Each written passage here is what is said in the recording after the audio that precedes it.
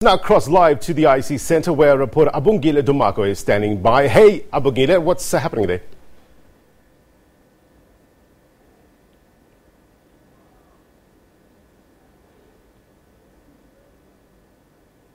We are live from the Galaga Estate here in Midrand, north of Johannesburg. This is where things are expected to unfold as we are fast approaching the national and local and provincial elections here in South Africa. The Independent Electoral Commission of the country expected to unveil its national and provincial elections logo in a few minutes from now. But to tell us more about what is expected to happen, I am joined by the IEC chairperson himself, that is now Mr. Simon Mabolo. Mr. Mabolo, good morning to you and thank you so much for your time.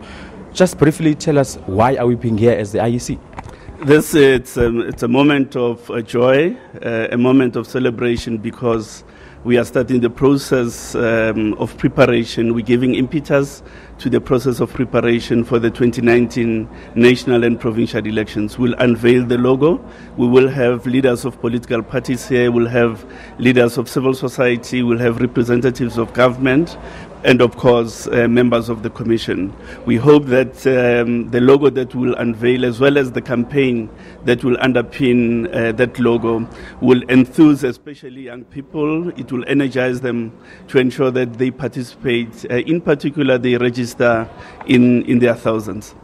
Now, let's talk, of course, on the young people in as far as the campaigning is concerned. Young people are always glued on social media. How is it going to unfold in as far as making it a point that you reach each and every young person who is eager and keen to vote this year? Our campaign is versatile. It will have good application on social media. It's going to be anchored on social media, precisely because young persons, they converse through social media. But we'll also use other mediums, the SABC, our partner in these elections, and as well as other platforms. So we hope that it will animate a majority of South Africans, but especially young persons. Now, let's talk on the coming voter registration weekend. Of course, it's coming this month end. There are those people who would like to come and register. And of course, just briefly tell us what is that you expect from them and how is it going to unfold? First of all, those that are registered, they need to ensure that we have their address details, because that is important because of the decision of the Constitutional Court. So we call on every person to either check their address on online application system that we have, click, check and confirm, or to come to the voting stations. But this is also an opportunity for young persons, especially those who turned 18, to come and list so that they can have the opportunity to exercise franchise and decide the future of our country in political terms. Let's go back to that Constitutional Court ruling about the voter registration list. That seems to continue to be a challenge for the IEC. Now let's focus on those that one can sort of say are homeless, but they've got IDs and they're keen to vote, but they just don't have addresses. What can they do then? They still need to come to us because we will take the descriptions of where they live. If you don't have a conventional address, it doesn't mean you lose your right to vote. All we need to do is to take sufficient details of where you live, and we'll place those on the voter's roll as a descriptive address. So they don't lose their right, they can still participate, and we encourage them to come on the 26th and 27th of January. Simon Mabolo is the chairperson of the IEC here in South Africa. Thank you so much for your time, sir. The CEO. I'm so sorry. Thank you. There you have it, the CEO of the IEC here in South Africa, Mr. Simon Mabolo, joining us there, actually giving us some of the things that are expected to happen here at Galaga Estate as they launch the national and provincial elections logo as the IEC. Elections are expected to take place sometime in May this year. With that, it's back to you in studio in Auckland Park. Abongile, thank you very much indeed for your reporting, sir. I think the event will start around 11 o'clock or so, 11 to 1, we expected. Talking voter registration, talking voter registration campaigning, as well as the selection logo. We'll catch up with Abongile a little later on. Des? Thank you so much, Blaine. But for more on the story, we're now joined in the studio by political analyst Levindo. We usually talk to you via satellite or remotely from our Pretoria studio, so it's great to have you here. Thank you very much. Good to be here. You just heard Mr. Mamabolo. Are you convinced in terms of the efficacy of the IEC and the ability to carry off a credible election in May, which is what is expected? Look, ever since we had the democratic elections in South Africa, the IEC has never disappointed. And I'm quite confident that come May 2019, the IEC is actually going to deliver as expected by all South Africans. But beyond that, I think it's the responsibility of all of us as South Africans to identify areas where there are problems and actually raise that with the IEC, so that where there are wrong things, the IEC must be able to correct them. But I'm interested in what where your confidence is, what it's based on, because there's been a change of leadership in the IEC. I think the institution of the IEC in South Africa has been running very smoothly. And it is upon those that have been given the responsibility to carry over with running the institution to ensure that they actually don't disappoint. Most of the institutions that we have in South Africa, there have been a number of disappointments based on the change of personnel. Now, obviously, for those that are given this responsibility, it's up to them to say there is a track record from this institution. Political parties have never complained. Ordinary citizens have never complained. Why should we fail this institution because of just coming to the party? Are you satisfied with the milestones that they've been able to reach, including the final voter registration period that's coming up in 2 weeks? In terms of all the arrangements as designed by the IEC, I'm quite confident and satisfied with the manner in which they are running their affairs. The biggest challenge is not with the IEC. It's with ordinary citizens themselves, that they are given a chance to exercise their right, and they actually have to do so and not disappoint all of us. A survey by the Institute of Race Relations suggests that only 69% of South Africans will go out to the polls. What's your assessment? Maybe one would say, is that enough? Are we happy with the numbers? There are a number of processes that have to be followed before we go for a vote. There is voter registration. People in South Africa always move from one place to the other. And 69% for me would be a considerable number. Well, for the national vote, it doesn't make a difference whether you move from one place to the other, isn't it? As long as you have a contactable place of abode. Indeed, it does not. But the fact of the matter is that if you look at other countries, the voter turnout is very, very low. And if we're talking about something beyond 60% in South Africa, that is something that as South Africans we can still celebrate. But we still have to do more for the legitimacy of government, and for those that are in power to say we're actually exercising the will of the people. It's important to have sufficient number of citizens participating in the vote, because that gives legitimacy to those that are actually in power. I hear what you're saying, but what can be done to increase that projection, especially with the concern by the IEC that young people are not coming forward? There is an element amongst most of us of always pointing fingers. It has to start with us, you and I. What are we doing with the people that are surrounding us? What am I doing to the 5 young people that I know who have not voted? Our circle of influence. Yes, it goes to all of us, and it also goes to an element of political socialization. Parents at home, what are they doing in terms of bringing conscience to the kids to ensure that they actually go and participate to vote? What are we doing about ordinary citizens that we perceive them to be apathetical? In terms of ensuring that they know about the elections and also participate in the democratic exercise. What's your prediction for the outcome of the election? Ipsos says that the ANC will get an outright majority. Is that correct? Is that a correct assessment? I still see the ANC being able to do very, very well.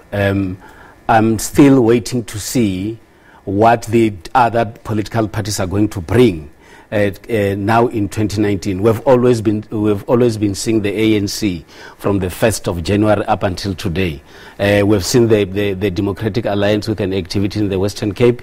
We still have new political parties that are coming in, and it's still quite early to tell, but the ANC still seem to be very much ahead of other political parties. Let's try just make an effort to look at the political parties separately.